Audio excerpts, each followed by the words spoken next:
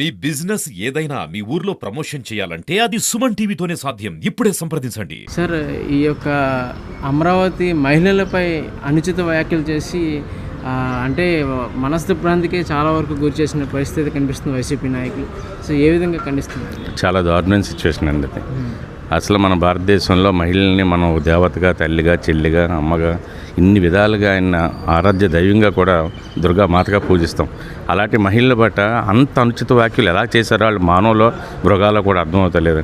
వేసులతో పోల్చి ఈరోజు అమరావతి ఆడవాళ్ళని మనోభావాలు దెబ్బతీశారు. ఒక అమరావతే కాదు, మన ప్రజానికం ఎక్కడున్నా వారు ఆంధ్రులు కానీ ఇండియా మొత్తం మీద ఎక్కడున్నా సరే నిన్న చేసిన అనుచిత వ్యాఖ్యలు ఈరోజు చాలా బాధపడుతున్నారు. మేము కూడా తీవ్రంగా ఖండిస్తున్నాం. రాజకీయాలకి అతీతంగా అందరూ కూడా ఖండించవలసిన విషయం ఇది. ఎందుకంటే ఆయనకి ఇప్పటికీ బుద్ధి రావట్లేదు. ఒక మహిళ కంటిబొట్టు మన ప్రపంచాన్ని ఎంత నాశనం చేసిందో చాలామందికి తెలుసు. ఆ రోజు రెండో ప్రపంచ యుద్ధం నుంచి కానీ, భారతం నుంచి కానీ, రామాయణం నుంచి కానీ, నిన్న వీళ్ళు 152 సీట్ల నుంచి 11 సీట్లు పడిపోవడానికి కానీ ఎన్ని అవంతరాలు చూసినా సరే ఇంకా బుద్ధి రాకుండా అసలు మానవత్వం మరిచిపోయి మహిళల పట్ల అంత దారుణంగా మాట్లాడడం చాలా తీవ్రంగా ఖండిస్తున్నాం. దీనికి తగిన మూల్యం కూడా చెల్లిస్తారు. దీన్ని ఎటువంటి పరిస్థితుల్లో వచ్చే ప్రసక్తే లేదు దీంట్లో.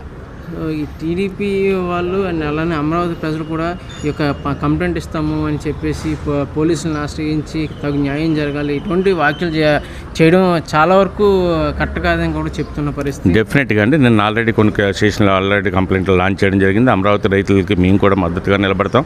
మహిళ అన్నది ఎవరికైనా మహిళ నాకు చెల్లి తల్లి అందరూ ఉన్నారు. అలాంటి మహిళలు నా ఇంట్లోనే అన్నట్టు నేను భావిస్తున్నాను. ఈరోజు అన్ని పోలీస్ స్టేషన్లో కూడా డెఫినెట్గా వీళ్ళ మీద కేసు ఫైల్ చేస్తాం.